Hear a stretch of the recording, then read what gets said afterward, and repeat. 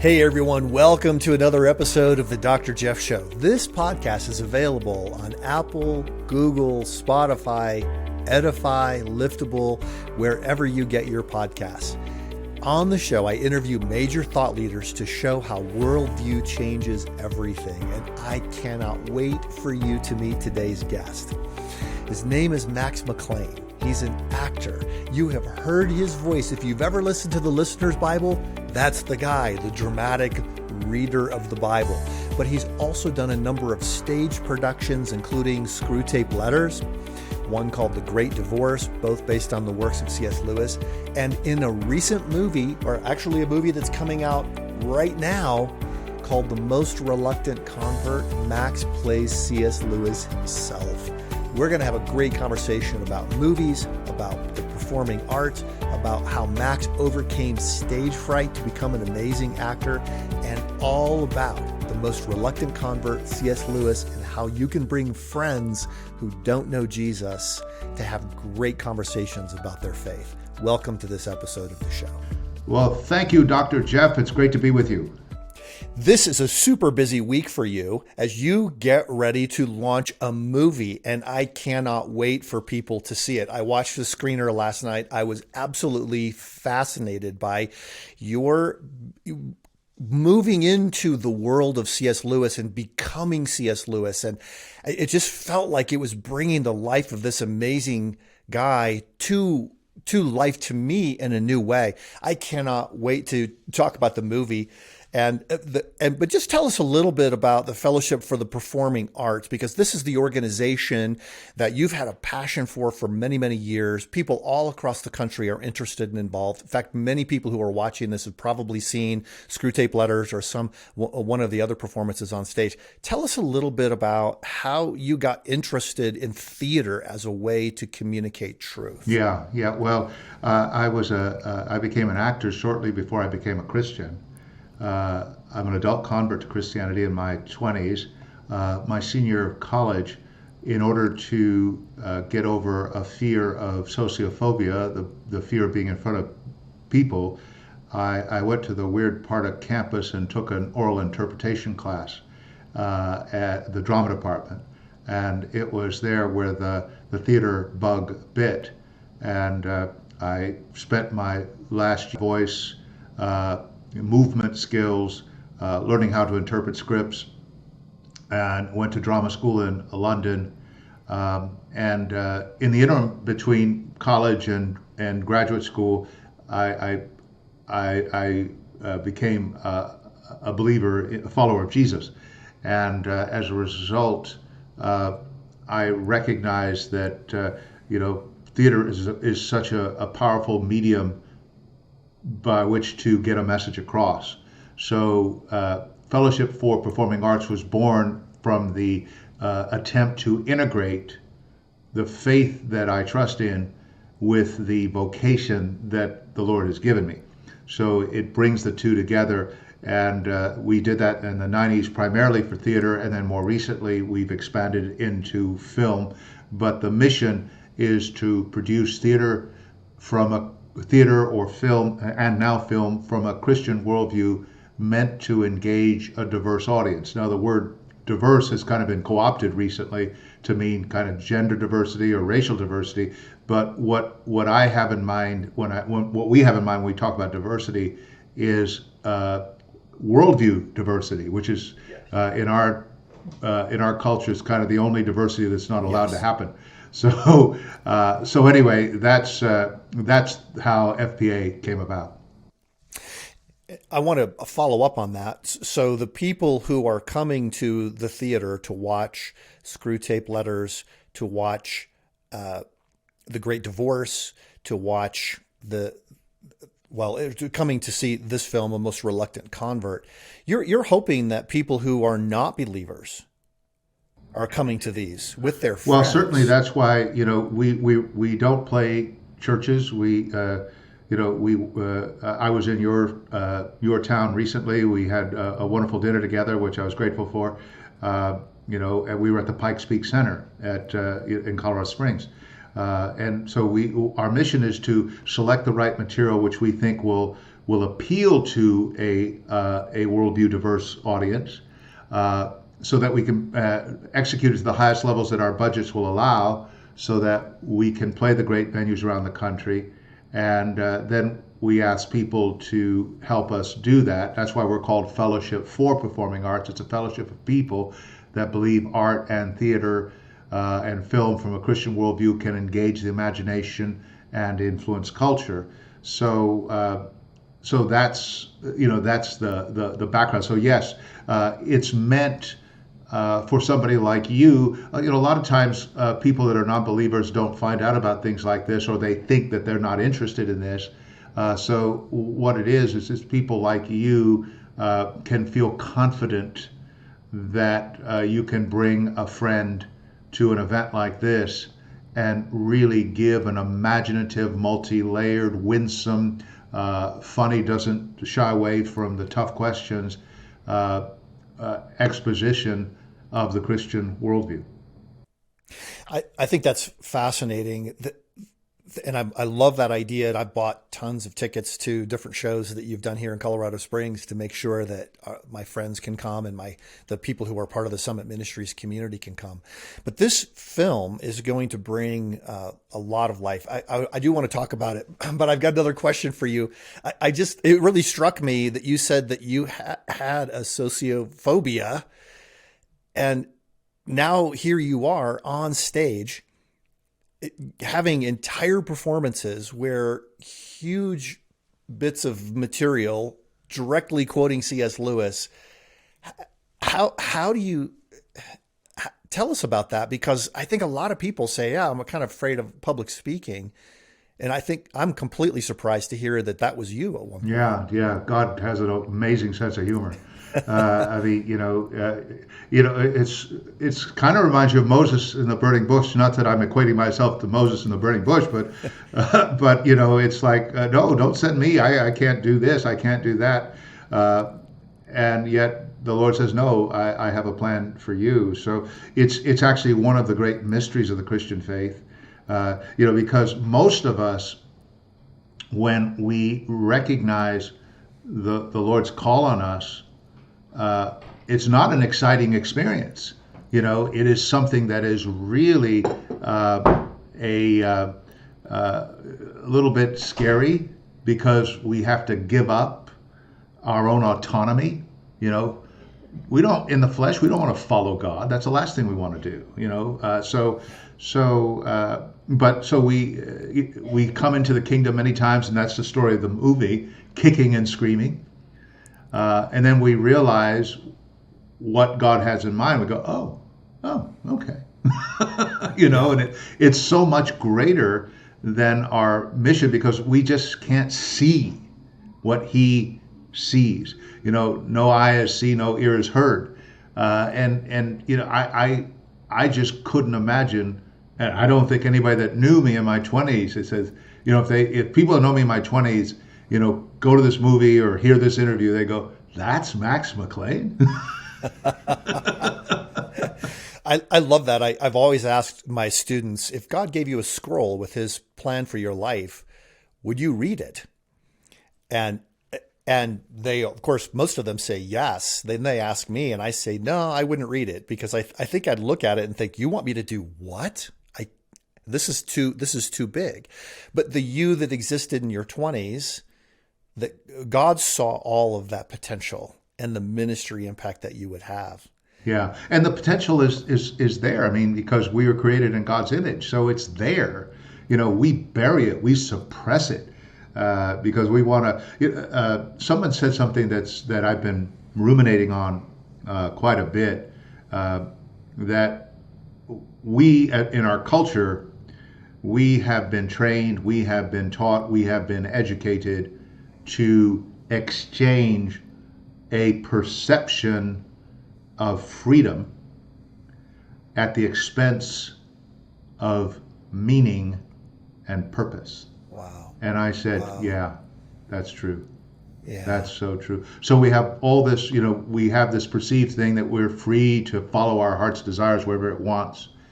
But when we're in a quiet room alone by ourselves, we're so aware of the emptiness, lack of purpose, lack of Yeah. meaning.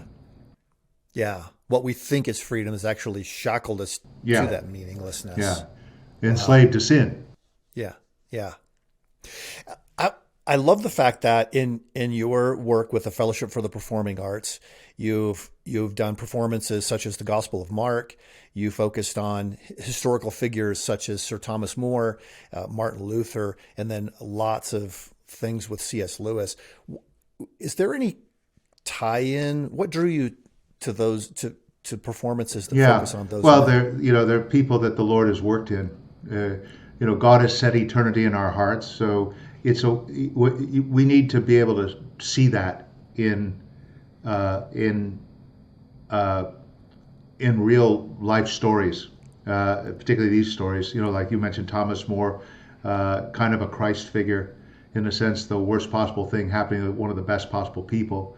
And so it's a way of capturing the imagination, particularly about people that recognize that here we have no continuing city. We await the one to come. God has made us a little lower than the angels, said the psalmist. And so there's a sense that we're always going back to scripture because the metaphors are so good. We've sold our souls for a mess of porridge, between Jacob and Esau. That's been the constant refrain of the biblical story, and it's our story. Yeah.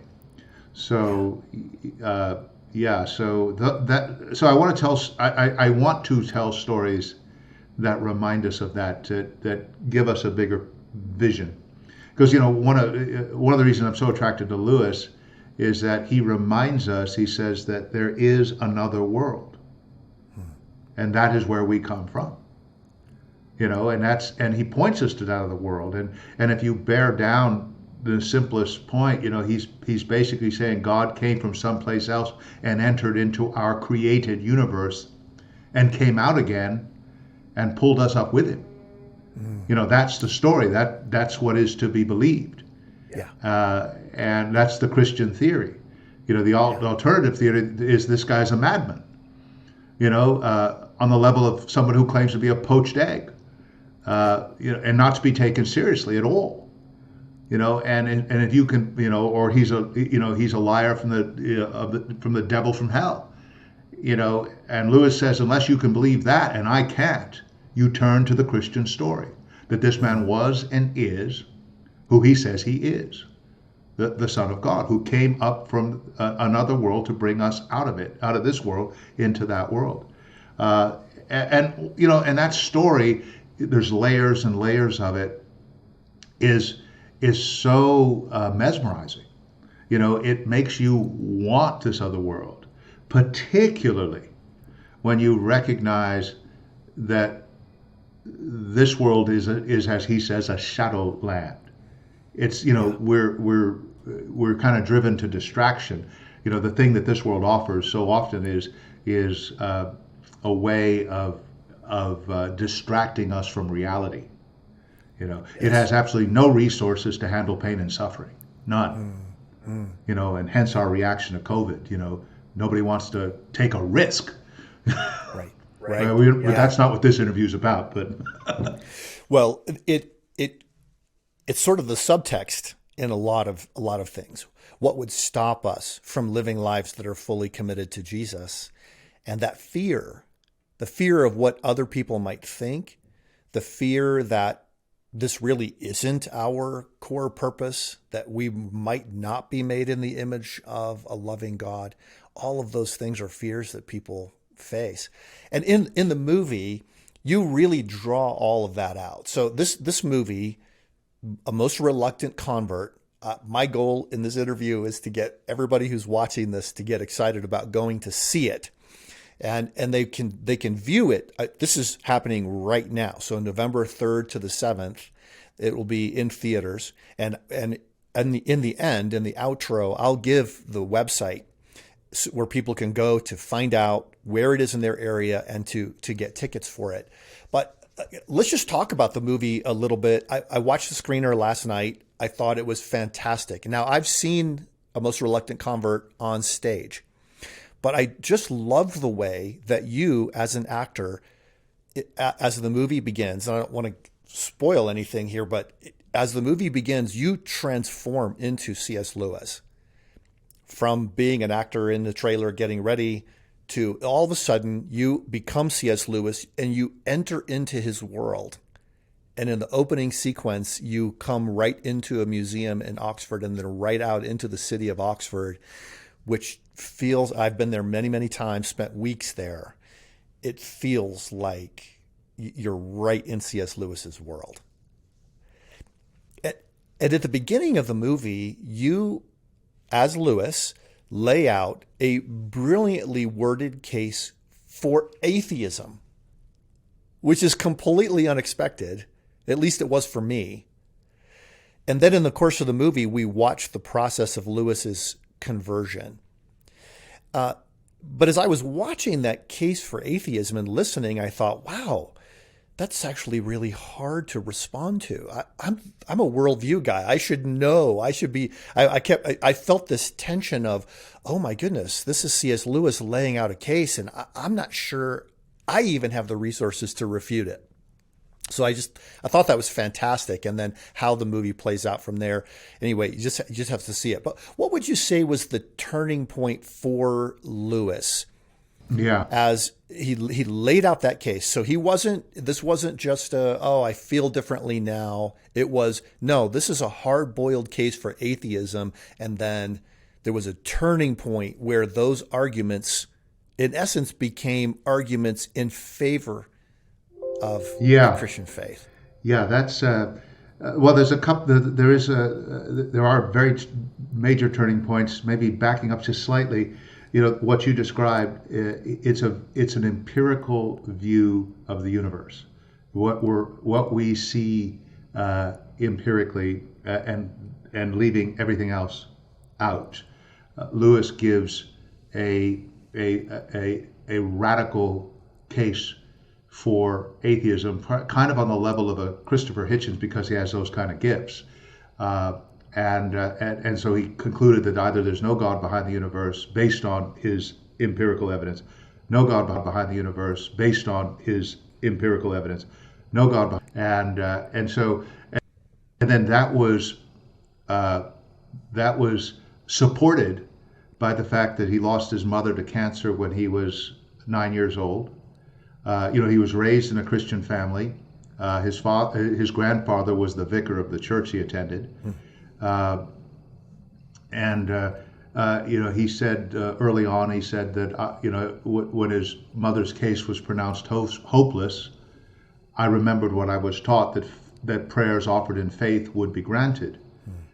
And so he prayed. And he said he approached God not as Savior, as Judge, but as magician. He simply wanted him to restore the status quo. And then he came to the conclusion that prayer didn't work, and that he was used to things not working. So he had a pessimistic view of things not working out, and that was supported by many other things. Followed that, he had a really bad relationship with his father, and then as a young man, he enlisted the army and became a second lieutenant, and found himself at the age of 19 in the trenches in France during World War I, Great War. And what he saw, the butchery, he called it the hell where youth and laughter go, where he said horribly smashed men still moving about like crushed beetles. He said, so that was the basis for his lack of his disbelief. And then in college, he got to meet some friends, the associations, Owen Barfield, other people. But Owen was really significant. And he asked him if logic and reason brings forth indisputable truth, can you trust his mind? And he goes, of course. He says, are your moral and aesthetic assumptions valid and meaningful? He goes, of course. What I see is, he says, then Barfield challenges him, then your materialism has to be abandoned. Yeah. And he goes into a very long speech, which essentially is that if materialism is true, everything is physics and biochemistry, and it's only the movement of atoms and skulls. That's your consciousness is a result of molecular collisions. Yes. And he just said that was like a wake-up call to him, because he simply couldn't go there. So he comes to the place where he comes to the realization that rock bottom reality had to be intelligent, had to have some kind of cognition that was, that what's true here is true in the farthest nebulae, is true in the farthest past. I mean, that's the only reason we can look at dinosaur bones and make any kind of conclusion from them. Yeah. So he said that rock bottom reality has to be intelligent, and he goes, he was shocked that thought had never come to him before. He said, but then he also said that it was what it was his absolute phase. It was a God that was up there. It would never come here and make a nuisance of itself, which I think is a great line. Because he just thought that God had wound up the clock and then just led us to ourselves. Yeah. But he still thought that was there was a place where God existed. And then from there, he had other conversations with people like J.R. Tolkien, Neville Coggill, other people, and they started talking to him, similarly about the moral imperative. What the problem of guilt. The problem of guilt is no problem, because why should you follow the dictates of consciousness if it's just physics and biochemistry? The moral imperative is merely a social construct. So there's no reason to believe it. And he said, and that was just going further and further against the reality. It was also the literature that really resonated with him. The Miltons, the Dantes, the Herberts, even the Shakespeares. He said, they really talked about the roughness of life, where, the Voltaires, the Gibbons, they were really entertaining, but they were, I love this word, they were tinny. And I thought they didn't capture the roughness of life, the reality of life.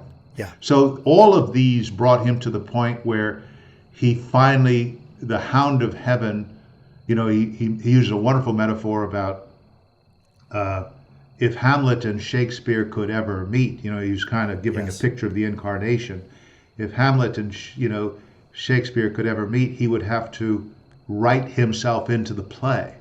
And he said that's what God did. He wrote himself into the play with the incarnation. Yes. I get chills when I hear that, because that was in the movie. For me, that felt like a huge turning point. Would Shakespeare and Hamlet ever meet? Well, they would if Shakespeare wrote himself into the play. And you're thinking, wow, when God wrote himself into the play, that was major for me, just watching the film. And there was another point which I thought was interesting, because so much of the movie is about the books. Lewis finding books in the attic when he was a child, Lewis spending so much time reading.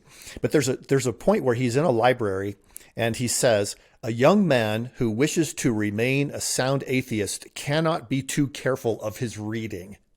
Yeah, and that's great. I laughed when I heard that, but I kind of reflected as well, because that's the opposite of what most people think today. They think that if they read more and study more, they'll be less believing. Why did Lewis say that? Well, that was his experience, with the books that he read. Of course, he was a literary person. I don't really quite understand the premise of that question, except to say that it was probably the experience of many, let's say, Christian college students who go to the university. The challenge there, you're going, it's not a level playing field. You're dealing with people who do not want Christianity to be true, and feel it's kind of an obligation to teach or to frame whatever subject from a materialist perspective. Uh, and the question that's never asked is, so they build a straw man of what the Christian worldview is, and but the question never gets asked, compared to what? Mm-hmm. What is the alternative? The alternative is a meaningless universe. And that, they say, well, we just don't know yet because there's a multiverse and da da da. And this is all just pure speculation, based on a desire that to not have the Christian story be true. Because one thing you cannot have in that context is that it's assumed that the Christian worldview is impossible. It just cannot be. So it's not even discussed. Yeah. Right. Right. So that's one of the reasons why I think, but I think a fair hearing, and of course, one of the things you do, of course, is you show the alternative, and that's really, really key. You can't be showing something in a vacuum. Like Christianity against the field. It's really a one-on-one. It's compared to what? Right. And then you line both up, and it becomes a much clearer to see. Yeah. It seems like there was a point in Lewis's life where he really gathered together all of his memories about the pain that he had experienced and the disappointment the hurt and the suffering. And then he asked the question, well, can the worldview that I am cynically embracing help me answer any of these questions?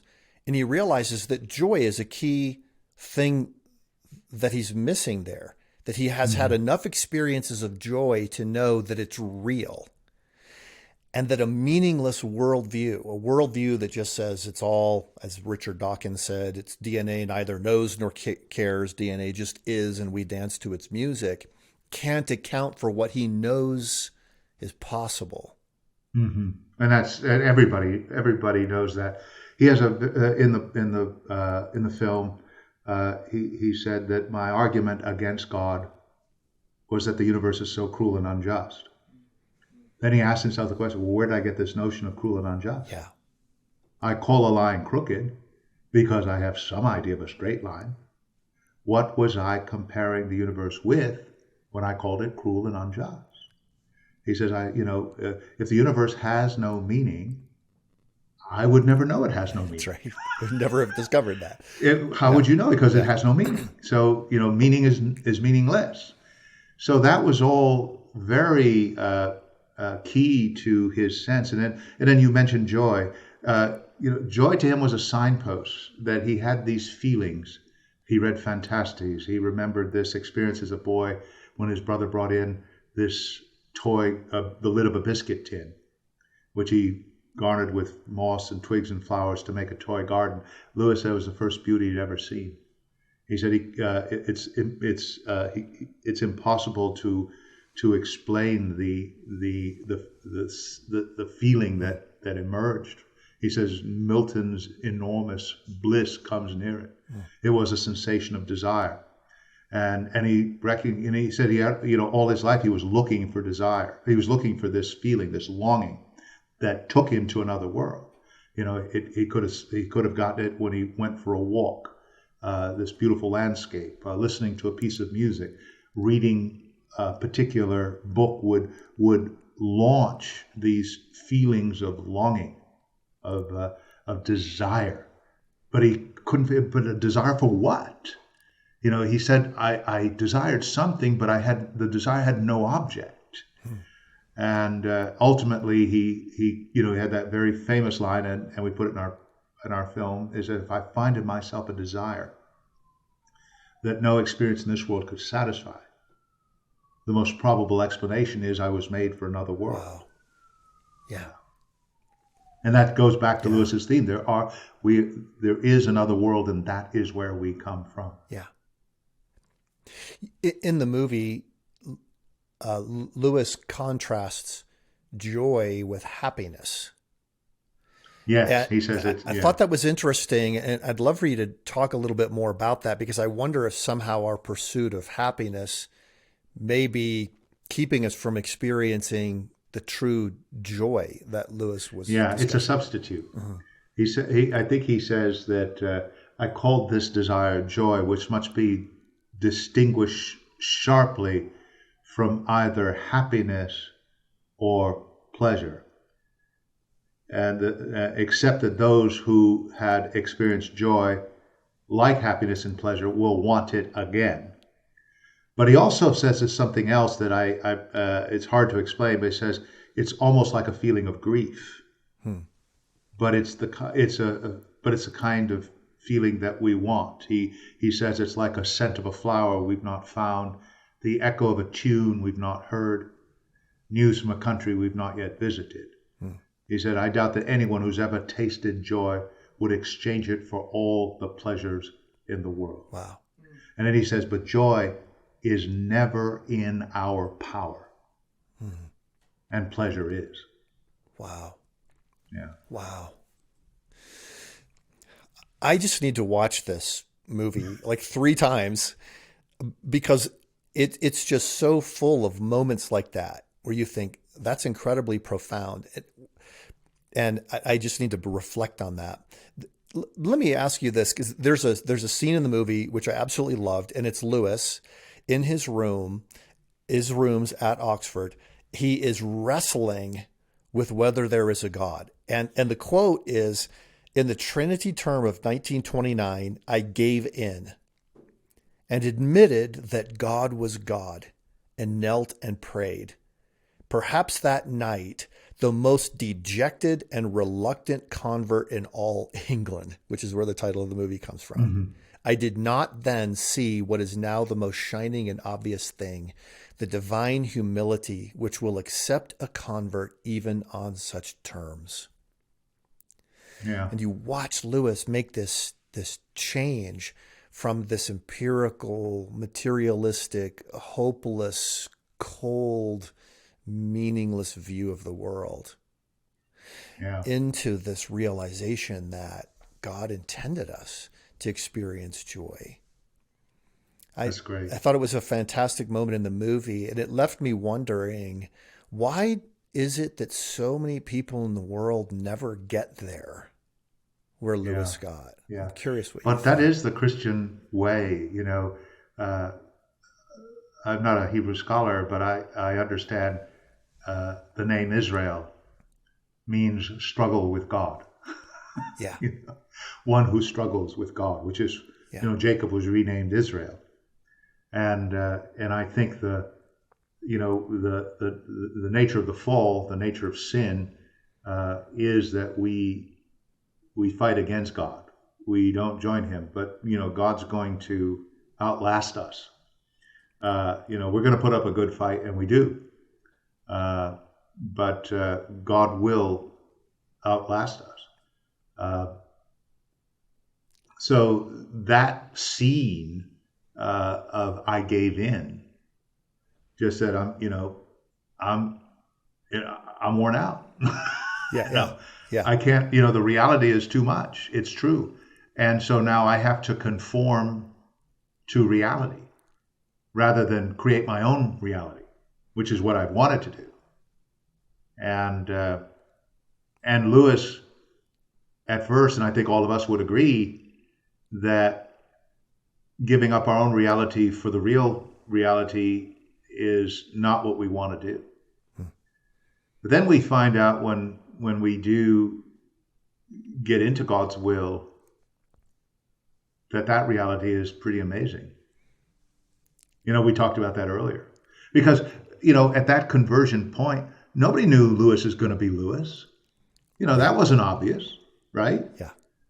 And he it's pretty clear that, prior to his conversion, he said that my single ambition, which he never wavered, this is in his youth, was to be a writer. Not just to be a writer, but to be, quote, known as a writer. He wanted to be famous as a famous writer. And that he failed, he said.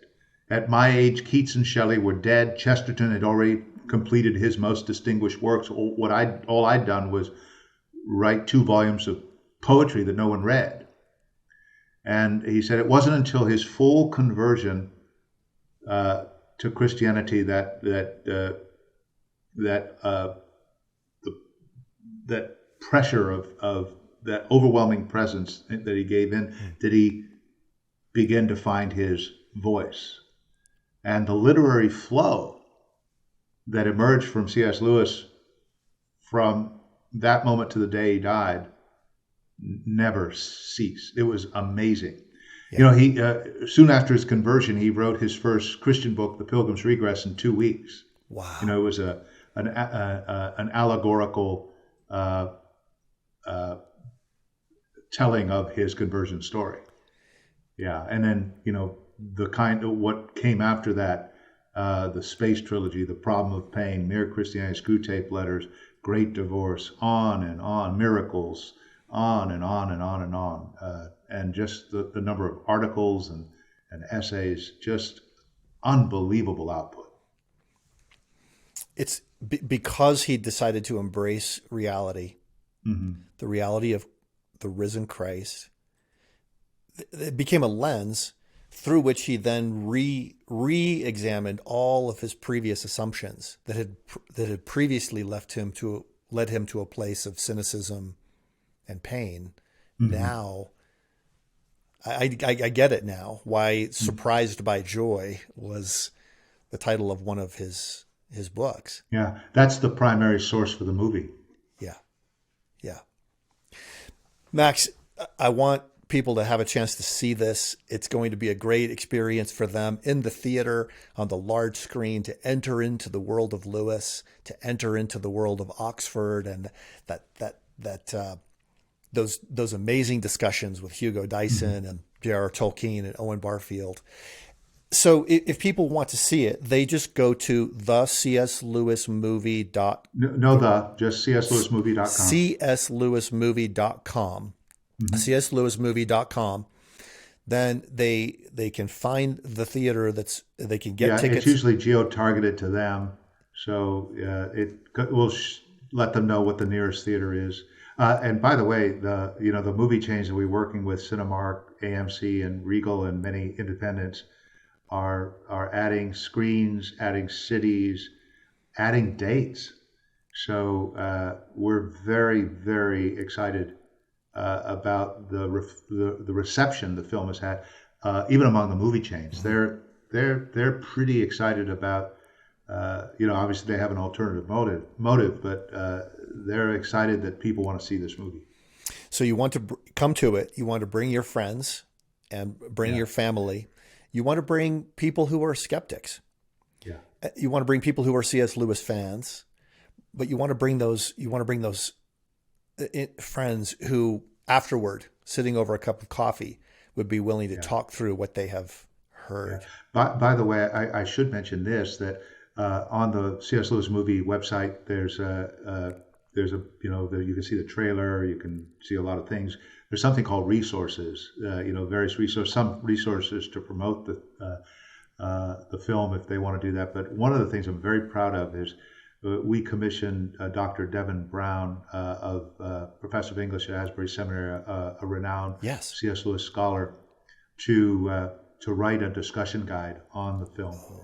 And what he did was he watched the film like 5 times and wrote out a discussion guide that I think is just fabulous. So it's on our resource page of the website. Okay, great. So you even have the questions there for those conversations over coffee after the movie. Yeah. Or if you take a light dive or a deep dive. Yeah. Perfect. Max, thank you for what you're doing with Fellowship for the Performing Arts. Thank you for your friendship, and thank you for your focus on a biblical worldview. And that's helped us become friends with Summit Ministries and Fellowship for the Performing Arts. And I'm praying that this will be a fantastic week. Just as we close, what would you hope a young adult who may be in that place where Lewis was when he was working through the cynicism and pain? Yeah. What do you say to that young person in the times in which we live? Well, I would say enjoy the movie. because he's telling your story. I mean, I don't. I think we've talked about it at length, but it bears repeating. We live in a world that is so. The assumptions behind it are so antithetical to the Christian worldview. Yeah. That and we don't even know it. In the sense that it's like fish in water.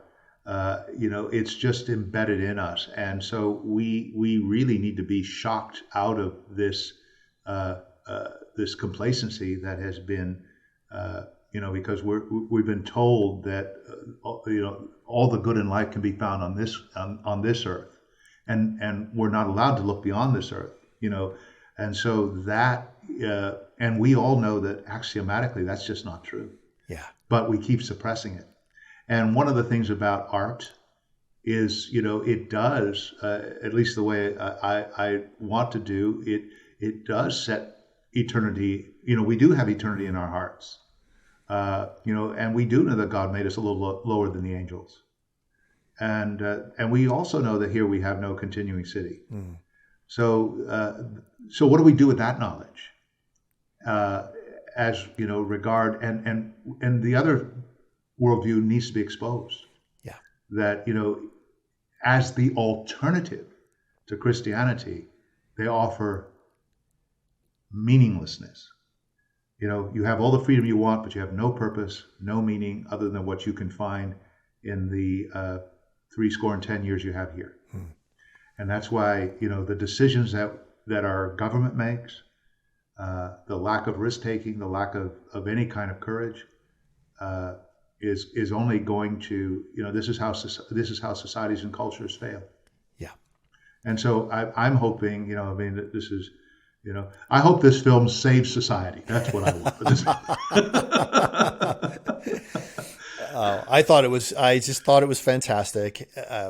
It's a pleasure to have you on the show, and we're going to be praying that this will be an amazing week for lots and lots of people coming to a new understanding of the truth. Praise the Lord. Thanks for being on the show, Max. Love being on, Jeff. Thanks so much. Thank you to my guest for today, Max McLean. I can't wait for you to see the movie, The Most Reluctant Convert. If you want to get more information about that, just go to cslewismovie.com, cslewismovie.com. You can find tickets there. Get them for your family. Get them for your friends. Get them for the people you work with. Make the most of this opportunity because it's only in the theaters for a few days. If you're also interested in the Listener's Bible, that's just listenersbible.com. It can be a daily devotional for you, a way for you to hear Scripture and to listen to it, but doing it while you're driving around, while you're traveling, when you are waiting at appointments and that kind of thing. So this is a cool opportunity. We live in an amazing time where people are asking huge questions about life and about faith and about God. We want to engage them with powerful arguments and to do it in a very relational way. I'm hoping that this show is helping you do that. If it is, please tell everybody you know about it, and I will look forward to seeing you next week. Hey everyone, I hope you enjoyed this episode of the Dr. Jeff Show. It's a podcast from Summit Ministries, summit.org. Summit is a nonprofit ministry that exists to equip and support the rising generation to embrace God's truth and champion a biblical worldview.